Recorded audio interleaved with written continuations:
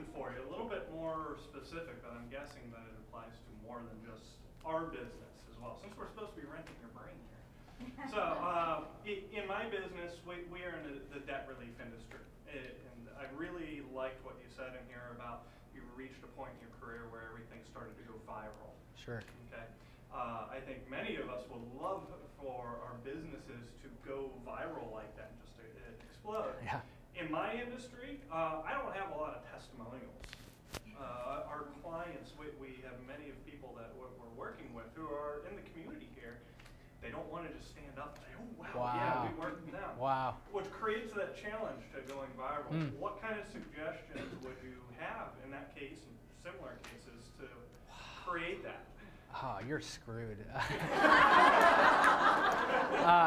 Yeah, I mean, the first thing that I think of is the you block out their face like on the nightly news or whatever.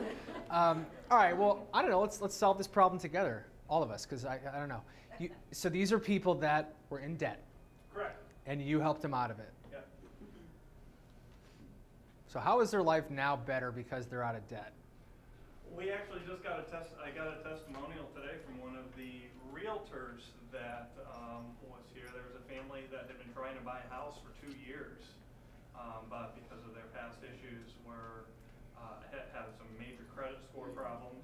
We helped them fix that credit score within a few months, and they just moved into their house last week. Who are your clients? Like what kind of people? Middle class. It's middle class America. The people who our society today, we think of debt as being lower income, but it's not. It's the middle class who's really struggling, and those are the people who try to create a facade, and therefore to stand up and acknowledge the fact that they are in debt. They're almost giving up in a way. Yeah, that's really hard. What do you do that's different than your competitors? That's a great question, and it's something that we've really addressed. Myself, every counselor we've been through it. I will not hire somebody unless we have experienced it and experienced those challenges firsthand, which really gives us that connection to our clients.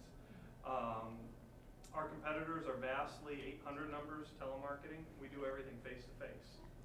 So sitting down with our clients. So how are you able to express to your potential clientele that you've been through it? How is that selling? We do video. We do a lot of website, but that very much is our biggest challenge, is communicating the fact that we've been there, done that. Yeah. Have you done a testimonial for yourself? Testimonial for myself. In which way? Well, I wonder, I mean, self-disclosure is a function of reciprocity. I mean, that's why people introduce themselves to me, is because I took the first step. I wonder if you were vulnerable enough to lay yourself out there and say. We do it every day, and I train my whole staff. Do you do it on video? We do it on video. We do it on all over our website. Good. Good. Just what about secondary referrals? You talked about the realtor who knew someone that they were what? Have you explored getting the secondary? Yeah, and that's what we, it's a Sandyism. We asked for the apple trees, not the apples. Oh, that's good. Yeah. Someone write that. Someone tweet that. That's great. What about, okay, go back. You said one of your clients who was in debt was a real estate? It was a real estate agent who referred us to that client. Great. Oh, who was the client? Just average middle-day family, middle-class family. What if you looked at, What if you looked at the customer of the customer? What if instead of getting a testimonial about John, the middle-class guy with 3 kids, I mean, maybe John works at a factory. What if you interviewed John's coworkers that talked about how great he is and how lucky they are to have him as an employee? You don't see John, you just see the stakeholders in John's life, and they say, oh, John has been so great, like he does all this great stuff, and then you say, like, you know, John, we've worked together with him to get him to this point, like we want your coworkers to say the same for you. Yeah. Think of the customer of the customer. Yeah, and humiliate them. It's a fine line.